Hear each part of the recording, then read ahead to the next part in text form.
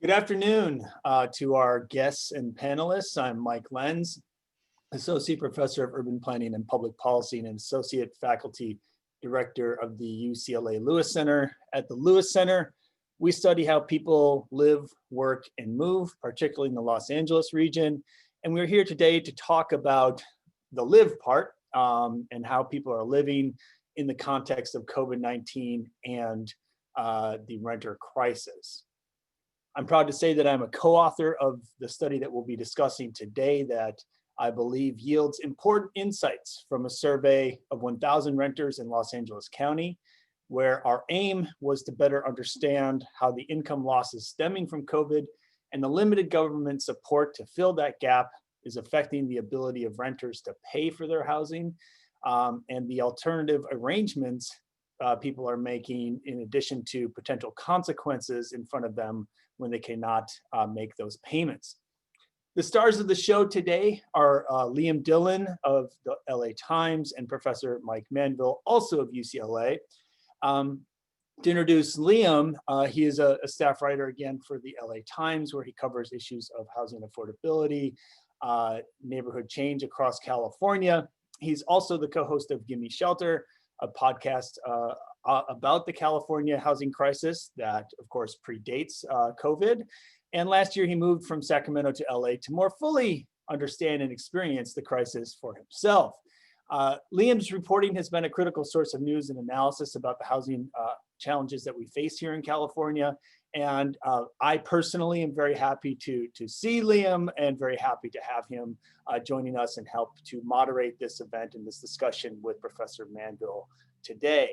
Liam will introduce Professor Manville, but before he does, I want to note that as a land grant institution, the UCLA Lewis Center for Regional Policy Studies acknowledges the Gabrielino and Tongva people as the traditional land caretakers of Tovaangar, including the Los Angeles Basin and South Channel Islands.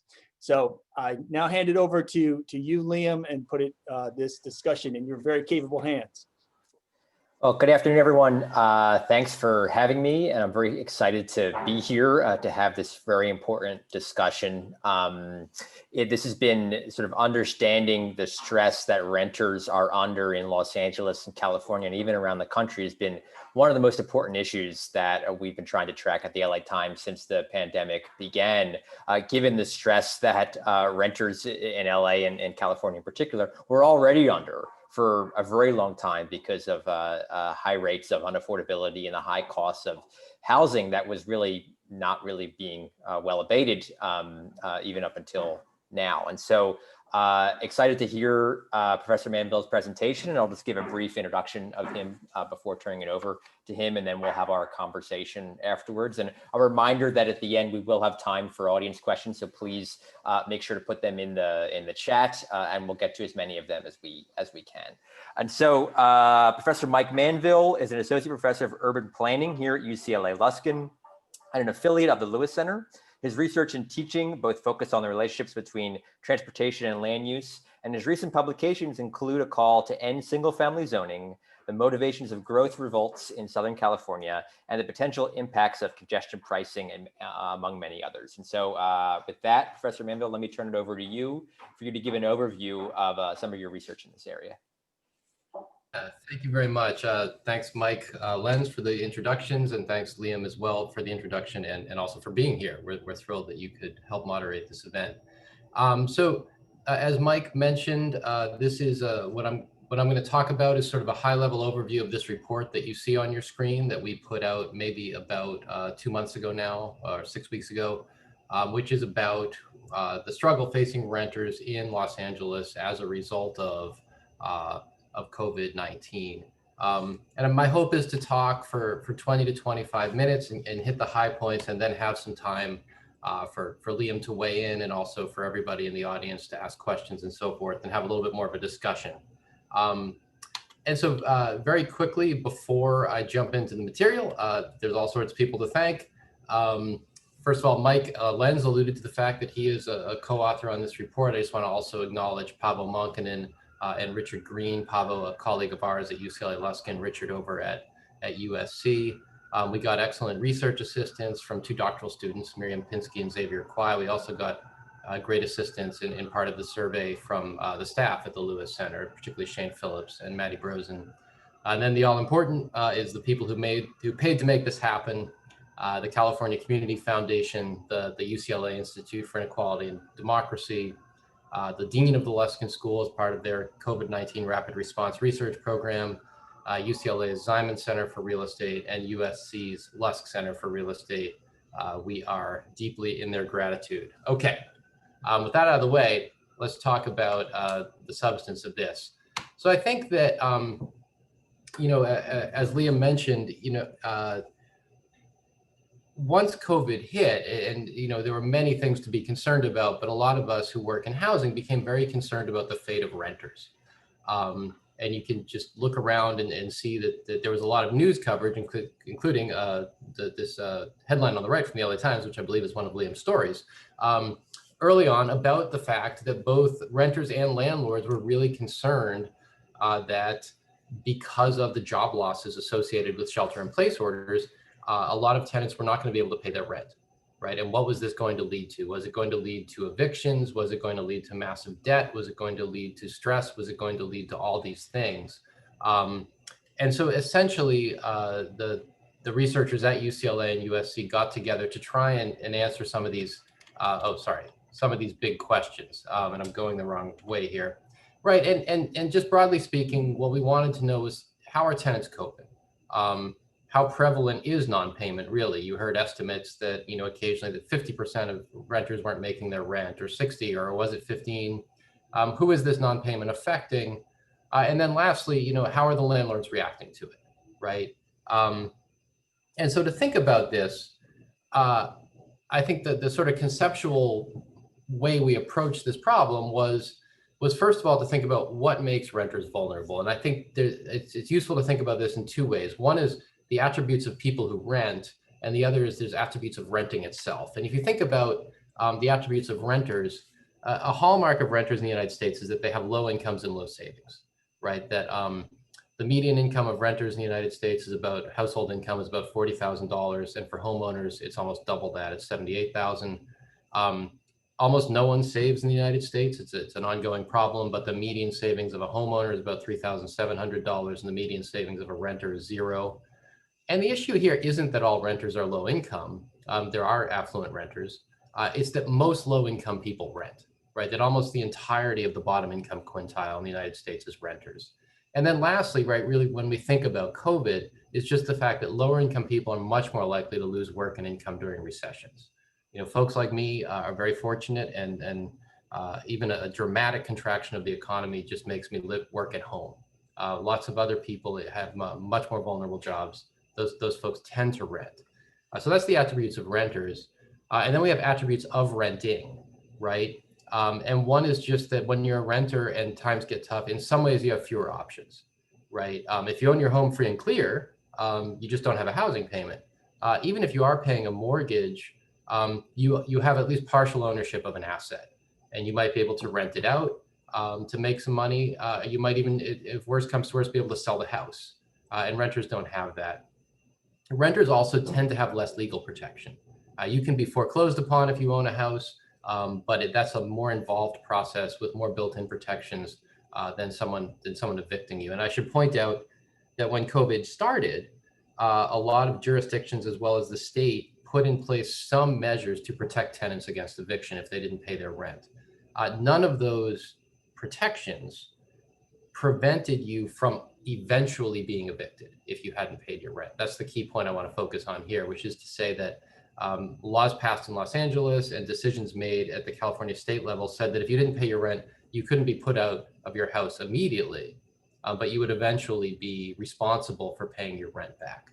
So with that as the backdrop, we can start to think about, in times like the COVID emergency, what's going to happen if a renter comes up short, right? If the beginning of the month is coming and the renter is thinks they're going to be unable to pay, right? So the tenant could at that point start to consider a bunch of different options. For one, they could just pay their rent but forego a lot of other consumption, buy less food, buy less medicine, what have you, right? And so that would not show up as non-paid rent, but it would certainly be distress on the part of the renter. They could put their rent on a credit card, right? Or ask their friends for help or get an emergency loan. Again, this is going to manifest as the rent being paid, but could still involve the tenant going into some debt and things like that. They could try and balance those two tactics and just pay late, right? And then hope they can hold off their landlord. Then, as you get into more extreme situations, they could only pay part of their rent over the course of the month, or they could not pay their rent at all. And these are the two that I think people immediately worry about, because those are the ones that sort of really risk either eviction or really large debts, right? If you just go a whole month without paying your rent, at best you're in deep arrears, and at worst you might lose your housing. And so which of these things that the tenant's going to decide on is going to depend both on the renter's resources, how much income or savings they have, and also their expectations about their landlord, right? What do you if you think your landlord won't evict you and is going to be kind of understanding, you might be more likely to shirk a little bit on the rent and get some food. If you think it's the other way around, you might go the other way around and pay the rent while sacrificing something else. And the landlord, for their part, is going to react, have a decision in front of them as well, right? If the tenant doesn't pay in full, the landlord could just negotiate a repayment plan. And I should emphasize, that's better for the tenant than eviction. But if you are a low-income person who's lost your job, a repayment plan is still a very daunting thing, right? It means that you're going to have to pay your rent back down the road, or you could threaten or begin eviction, right? And that decision is very similarly going to depend on how much the landlord has in savings, how many months of costs they can carry, and their perception of demand, right? And I'm happy to talk about this more in a Q&A, but if you think that you could evict someone and then get someone into that unit in a month, that's different than if you think you could evict someone and it's going to sit empty for 6 months, right? And so one of the things I'm building to here, right, is that different landlords are going to take different actions depending on this, right? So if you have a sort of bigger corporate landlord, these landlords may have both more reserves, right, more cash to carry, and they might also just have a smaller chance that someone's not going to pay to begin with because they're high rent units where someone like me might live in them, whose job is more protected, right? Where conversely, a smaller mom and pop landlord might not be able to have as many savings, and there might be a larger chance that the person who's living in it has lower income and lower savings and a more vulnerable job, right? And so with this context, that's how we sort of sat down to try and figure out what was actually going on in Southern California with respect to the payment of rent and the ability to pay. So we drew on two data sources. And the first one was the US Census really departed when COVID hit from its normal practice, and it started administering a rapid response survey called the Pulse. And it administered weekly for 3 months. Over those 3 months, they got about 8,000 total responses from Los Angeles and Orange County. And why the Pulse is useful, because it asked this question every week: did you pay your last month's rent or mortgage on time? And you could say yes or no, or your payment was deferred. And I can talk in the Q&A about some issues with that question, but it is useful. It tells you if people are on time or not. And then it also asks about whether people lost work or income, as well as some basic demographics. So we dove right into that data set. The problems or some of the big problems here is that the survey only asks if the payment was late, right? It doesn't ask if ultimately you paid or not by the end of the month.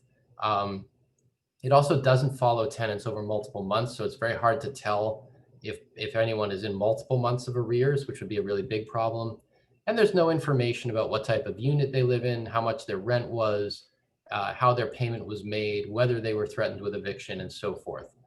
So this was a useful resource for sure, but because of the sort of incompleteness of it, our second data set is a survey that, as Mike Lenz mentioned earlier, that we commissioned and conducted in August in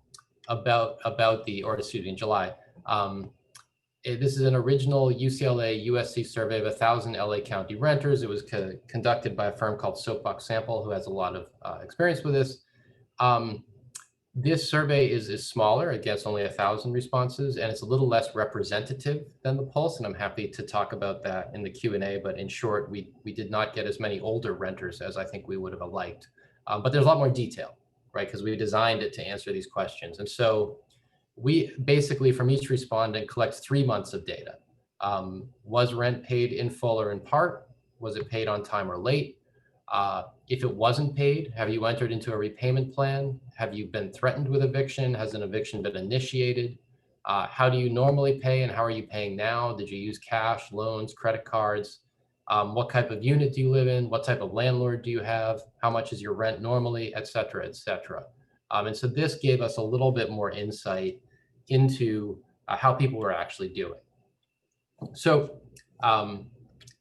let me just run through the results very quickly. So the first, this is just from the Pulse, and it just gives you a sense of what was happening in Los Angeles relative to some of the other, to the United States and California. This is the share of renters in each week that were reported that their rent was late. And what you see is that LA matched roughly the US average of about 16% each month saying their rent was late, but it was much more volatile, right? There were months when it was weeks when it was substantially higher and weeks when it was substantially lower. And California sort of follows LA, but with a little less volatility.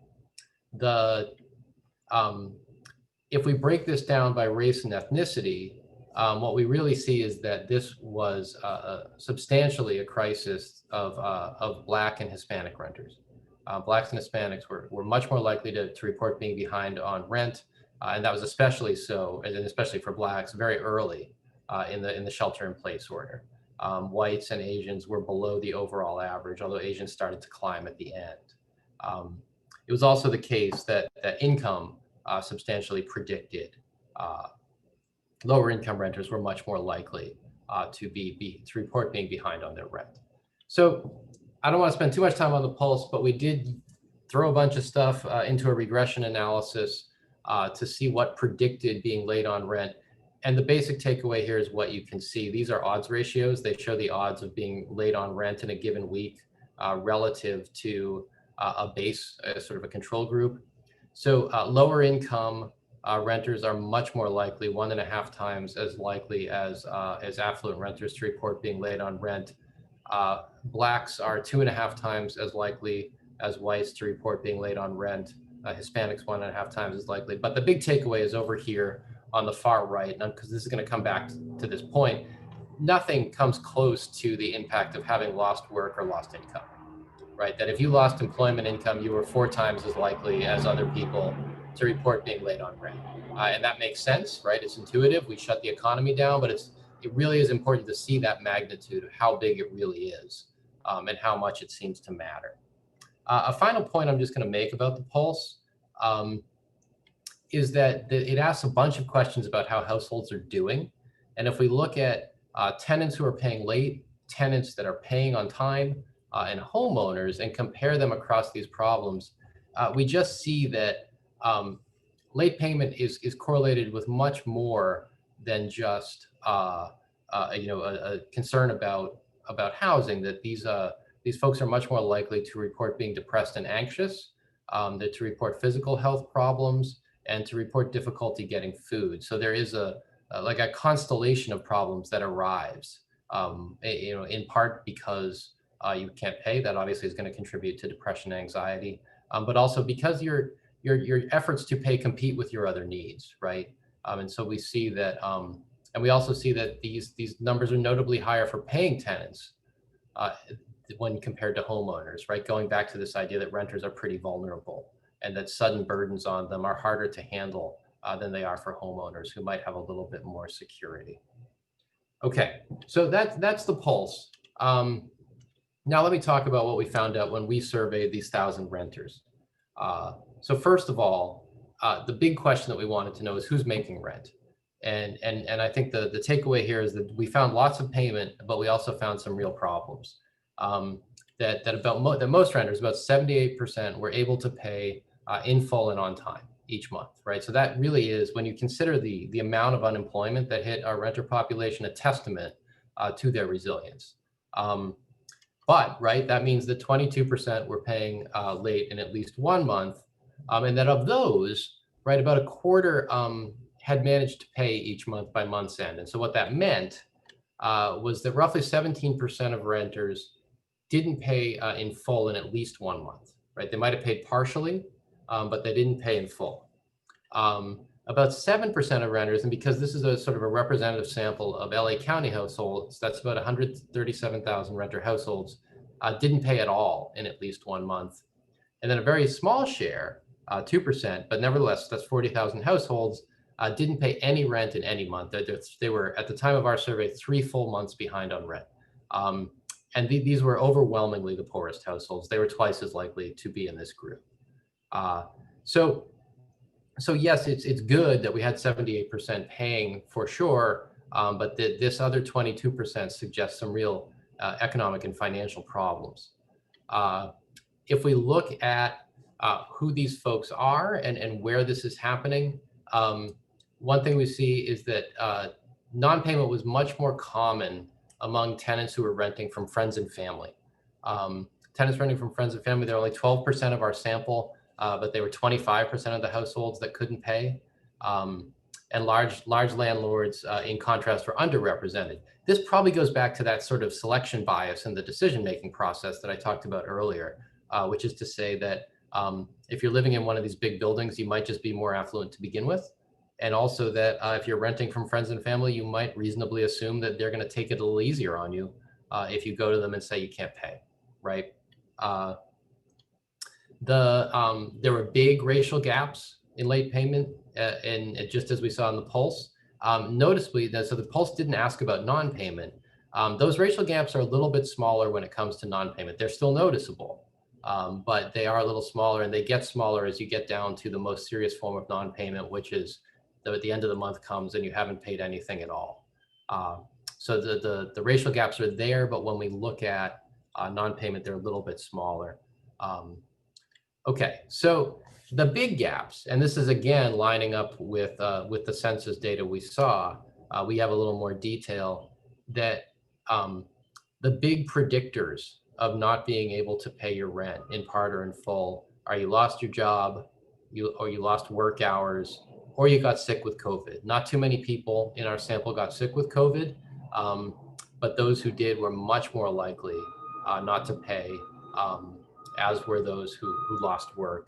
And so let me show you the results of another quick statistical analysis we did where we control for a lot of stuff. These are also odds ratios, right? And so what this shows is the odds of people reporting this difficulty paying rent compared to a base. So right here, if you reported being sick with COVID, that suggests that you are 2 times as likely as someone who didn't to report not being able to pay your rent in full by the end of the month. Similarly, this is the same thing, but controlling explicitly for people who are unemployed, still about 2 times as much. And so this basically suggests that COVID is a big predictor of not being able to pay, even controlling for the fact that COVID makes you more likely to have lost work hours. Now, if we just look at lost work hours, again, similar to what we saw in the Pulse data, if you lost your job compared to someone who didn't, you're 2.5 times more likely to have not been able to pay rent. You lost your job and hours, up in some specifications up to 3 times as likely to have missing rent. And then an important one right here, this is you lost your job, but you got unemployment insurance. And notice that this is below 0.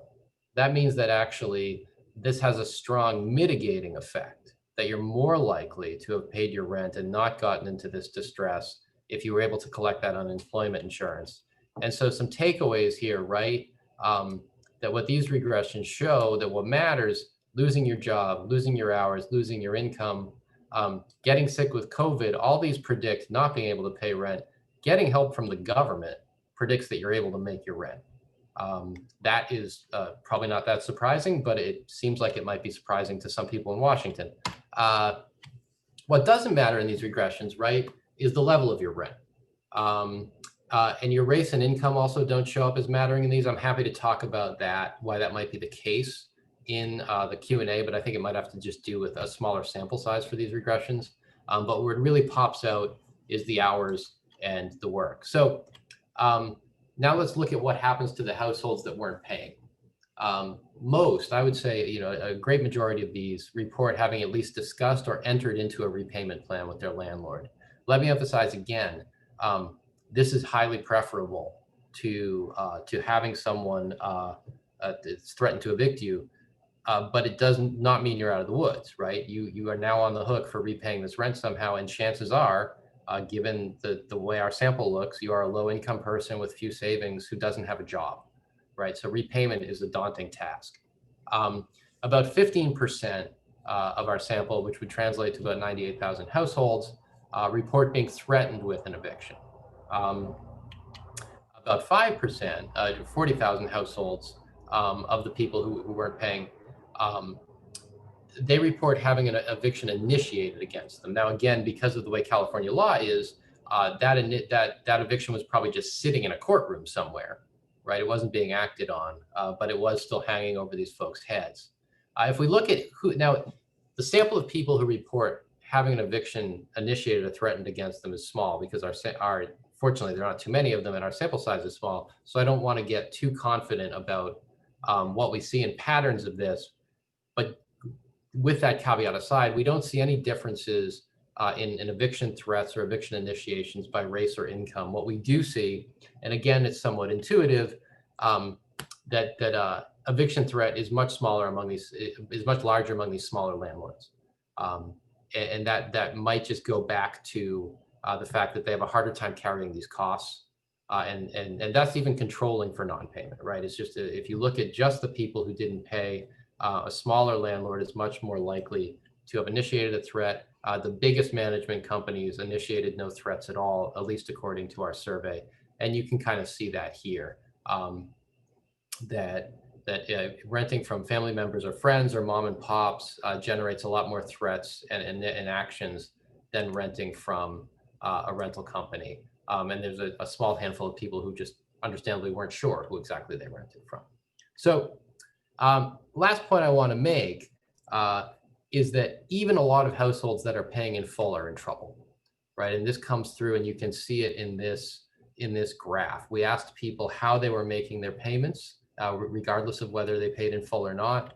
And what you see is over here on the far left, these are the dark green bars are the people who paid rent in full.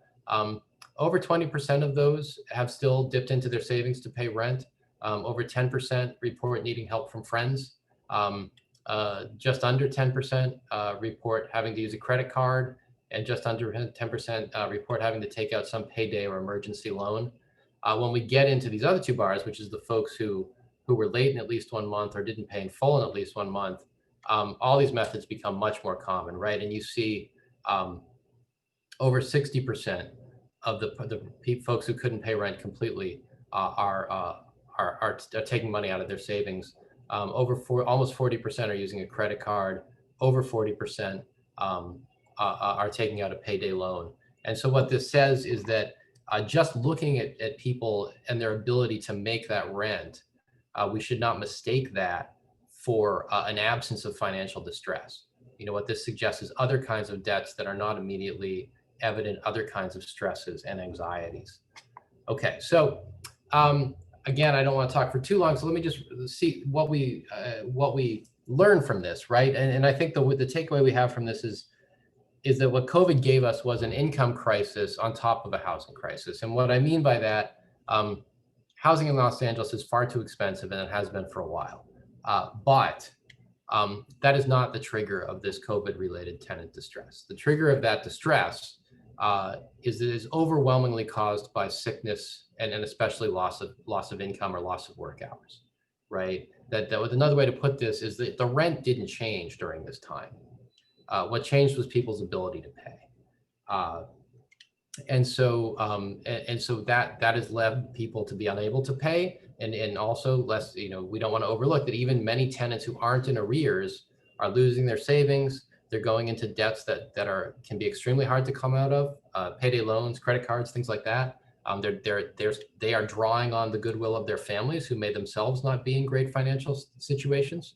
And so these facts, combined with the evidence I pointed out to you that shows the positive effects of unemployment insurance, suggests, probably a pretty obvious policy action, which is just like, get money into the hands of renters. What we see is that if renters have money, they pay, right? An important point from our survey is that virtually no households that didn't suffer some combination of sickness or job loss failed to pay their rent. So like moral hazard concerns about sort of giving people insurance don't seem to be a factor here.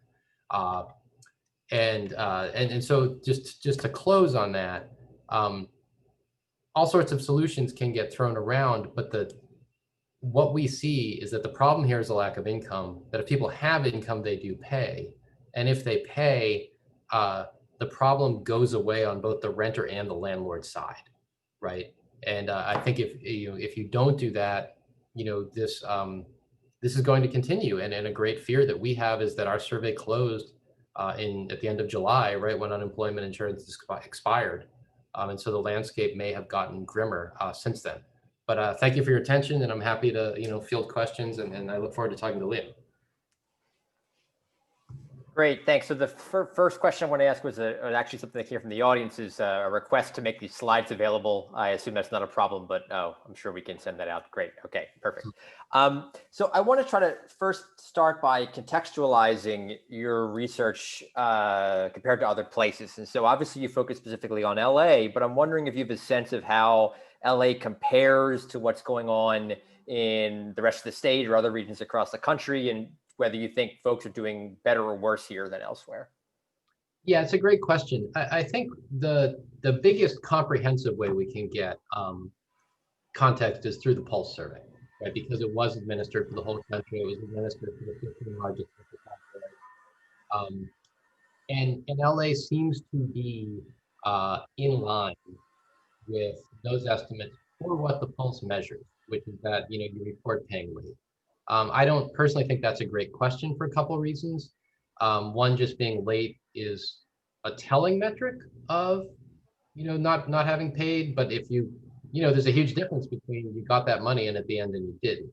And also because the way that survey was deployed, it's entirely clear what month people were thinking of when they answered. Right. Yeah. So that's, but nevertheless, right, the Pulse gives us a handle on it. I'm aware of some other efforts to do what we did in various ways in other metropolitan areas. And what, for instance, I actually just saw a report this morning from Massachusetts where the Massachusetts Regional Planning Council tried to survey renters, and they came up with an estimate that at this point, 1 in 6 renters in Massachusetts was behind. But I think a lot of this has been sort of ad hoc. And so it's not obvious where LA really sits in terms of people really being behind San Francisco, Sacramento, what have you. You addressed a lot of this in your presentation, so I don't want to spend too much time on it, but this is certainly something that I found in doing some of my reporting as well on this issue, which was how much the federal expanded unemployment benefits, those extra $600 a week, really help people stay current on their rent, and not only even in expected ways. I talked to one UCLA student as a tenant who was using that money not only to help himself pay rent, but help his mother, who lives in San Diego, pay her rent down there, right? And so the sort of downstream effects that you would see from these sorts of payments. And so I want to kind of turn this a little bit, since you addressed it, how much those things helped. But can you maybe, since we're now in a scenario or situation or world where those payments no longer exist, how worried are you about folks who were being able to maintain payments now not, because that pretty significant source of money is gone?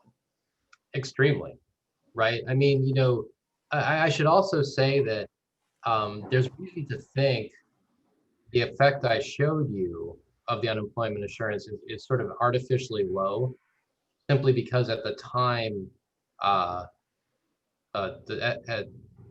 at the time that we were fielding this survey, most households were able to get it, right, if they had lost income.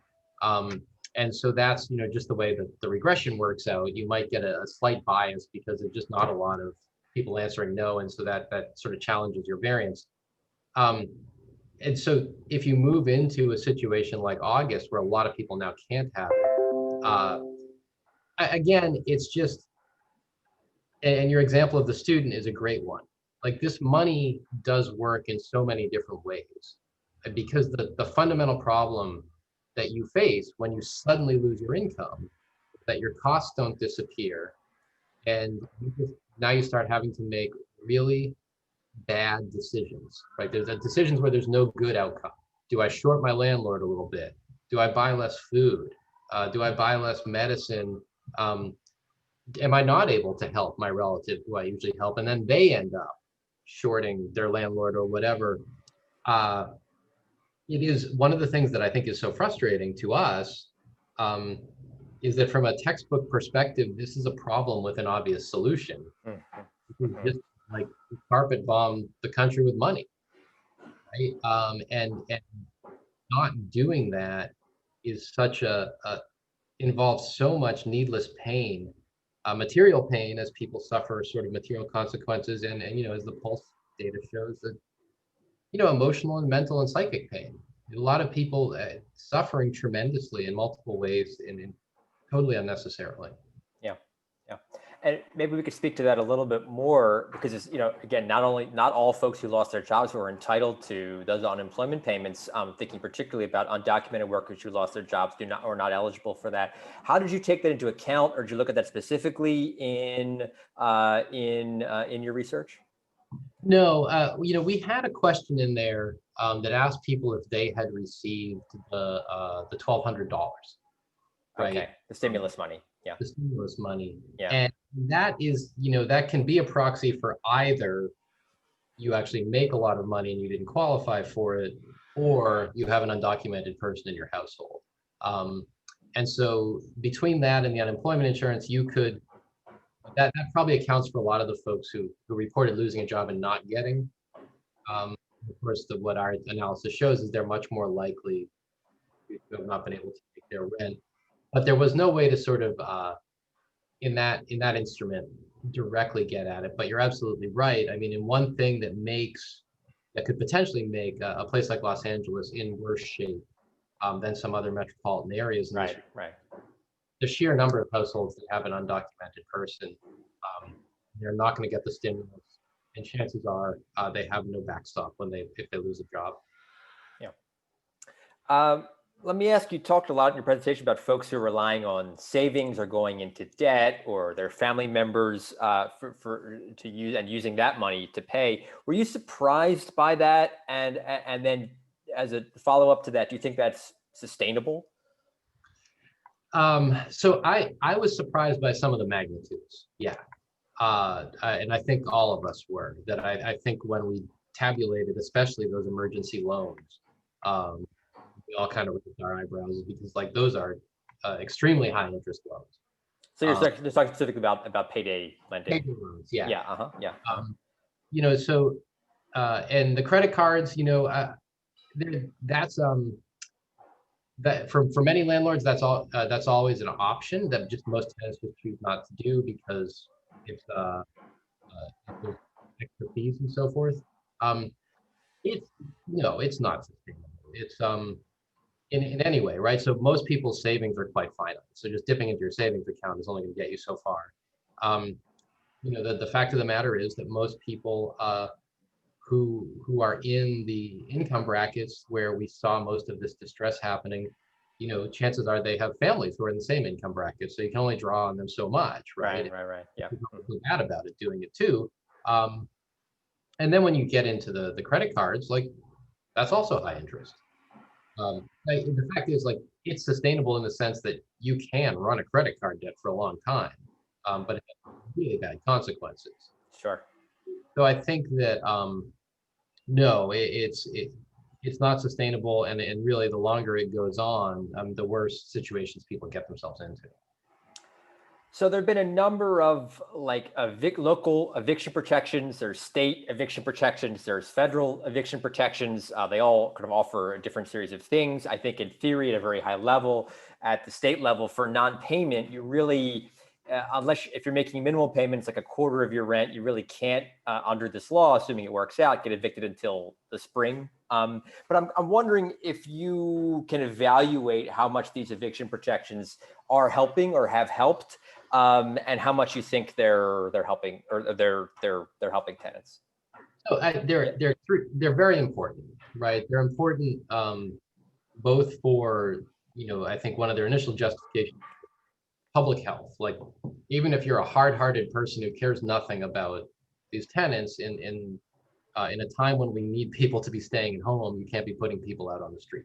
But beyond that, they're important because these are having someone evicted through no fault of their own because of a recession is just not something we should tolerate. And the quickest way to prevent that from happening, of course, is sort of a fiat order of the kind that these different governments have said, which is just like, you can't evict anyone right now. Yeah. But I think my only concern about them, and let me emphasize, the concern does not remotely involve taking them away, right? It's just that they don't get at the root of the problem, right? The root of the problem is that, like, the money is there. And so my concern is that one way or another, at best, you're kicking the can down the road. Yeah. Right. That it comes spring, now we're going to have something like that. Or just, you're going to have landlords they find themselves in trouble, particularly some of these smaller landlords. And what are they going to do? Well, they might sell out to some bigger landlord that's a little bit more impersonal. They also might, because we see this in sort of rent stabilized housing all the time, they might come up with ways to kind of extra legally get these people out. Yeah. Because they're going to do it not necessarily because they're bad people, although I don't think anyone should encourage that behavior, but because they themselves will find themselves backed against the wall. And again, just injecting some money into this stops that sort of race to the bottom. And so the eviction protection is very important, but it's not enough. Right. So it doesn't obviate the ultimate problem, which is that at the end of the day, someone's got to get paid, or everybody's got to get paid.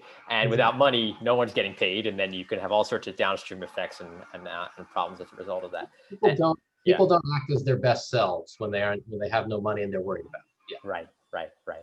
And that's a good follow-up to, I think, what'll be my last question before I get to some of your audience questions, which is how worried are you about this? We've been hearing about this for a while, the idea of an eviction cliff in California. There's one estimate that said, as many as 5.4 million tenants could be at risk of eviction in the coming months. Again, it seems like these eviction protections have seemed to kind of push this off. But are you worried that ultimately, as you said, we're going to reach a point, whether it's a spring or even a little bit later, where that cliff is finally staring at us? Yeah, I mean, so I'm worried. I think that the only thing I would say is that the really huge numbers to like 5 million people being evicted or something, all of that is going to depend on how lemming-like you think landlords are, right? So it could be that we just hit this point where the landlords say, man, everybody who hasn't paid, I'm getting them out. But I think this goes back to something I alluded to early in the presentation, which is this question of, well, when the landlord looks at this tenant who hasn't paid and then looks at their unit, do they think they could fill it if they kick this person out? Right. And so if a lot of people haven't paid, probably at least some landlords will have the awareness that, no, this is I'm not going to get someone in. So that's my caveat against like the absolute tsunami number, right? Which does not, let me emphasize, this doesn't make me sanguine. I still think we'll see it. Right. But I'm not sure that we would see now. But then there's particular cases where we should be worried, right? So maybe if you have a tenant and you have like a 1987 apartment building, and you say to yourself, all right, well, this if I turn this person out, I'm probably not going to get someone in because no one's really working right now, so I'm just going to work something out with them. if you own a 1974 apartment building, which is under rent stabilization, someone has lived in that unit for 20 years, and so it is well below market rate, it might be very worth it to you to take advantage of this to evict them. And so we're very concerned about the rent stabilized units. And so it's I think that, you know, and if it comes to pass that 5 million people are evicted, that will be a total disaster, right? It'll be a human disaster in terms of turning people out. It'll be a mind-boggling mess for all the landlords, because suddenly you'll have a bunch of empty units, and then the people who might fill them will all have an eviction on their records, right? I mean, it's going to be harder for them to get in. It's going to be harder for the landlords to process them. It will just be it's worth avoiding that outcome for sure. Okay, let me get to some audience questions now. The first is a bit of a technical question about how not only your survey, but the Pulse survey was administered. And so were these surveys, were they offered in different languages? And wondering if there was any effort, particularly in your survey, to distinguish the experiences of folks living in rent stabilized units from those who were not? Yes, so our survey is offered in English, Spanish, and Mandarin. And it was a combination of phone and online. And phone was both landline and cell phone. And yes, we did ask people if they lived in rent stabilized housing. In our analyses, there didn't seem to be big differences between rent stabilized and non-rent stabilized housing. That might just be a function of the fact that we only had 1,000 units. And remember, you know, only 3 or 4 cities in LA County do have rent stabilization. Right. It's entirely possible that if we had a sample of 2,000, we'd see bigger differences in rent stabilization. And to your point just a moment ago, when it comes to the actual eviction, there certainly could be more incentives when it comes to those folks living in rent stabilized units than those not. Yeah, and I just don't think we have the numbers to see that, to be honest. Right. Another question, do you have any plans for a follow-up survey now that sort of things on the ground have changed, particularly with the loss of unemployment insurance? Absolutely. I mean, almost as soon as we finished, we were talking about that. And the constraining factor is money. Surveys are expensive. So we are halfway to our goal of fundraising goal. So if some beneficent millionaire is on the line and wants to shoot me a DM later, we'll take your money. But yeah, our goal is to see what's happened in the 3 months since we stopped, because we are very concerned about it. And during the time you folks were doing this, I know the city of LA, a few other cities, unincorporated areas, I guess even in other cities in LA County, there were programs to provide some low levels of rental assistance. Now, I don't believe that money was going out during the time that you were doing your survey, but and you can correct me if I'm wrong, but I'm wondering if you have any sense of how much those payments, which again, at least I know from my reporting in the city, are kind of making their way out now, are affecting folks. Yeah, I mean, so I think my colleague Mike Lenz knows a little bit more about this. You know, that City of LA program, for instance. I believe you're correct that the money just started to get distributed as we closed our survey. Right. And the money was that was important. I think the typical amount that was going out should be enough to cover a couple, at the bottom end of the rent. $2,000, yeah, that was $2,000, yeah. Could cover at least a month and maybe a month and a half to 2 months, depending on your situation. But the need is tremendous, right? I mean, I think one thing we see with those programs is that they had to go to a lottery basically because, the waiting list was extremely long. So, if we were to do a follow-up, we would ask about having received that, but considering how many people there are and how small these programs were relatively, we probably wouldn't see very much.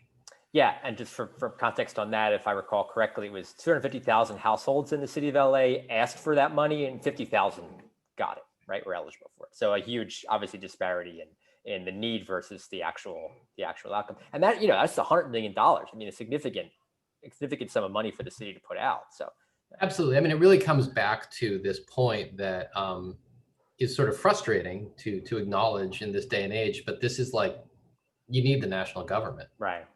I mean, this is a time to be printing up some money.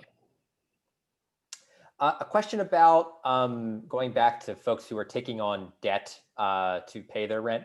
Do you have any sense for how much debt folks are taking on relative to their income?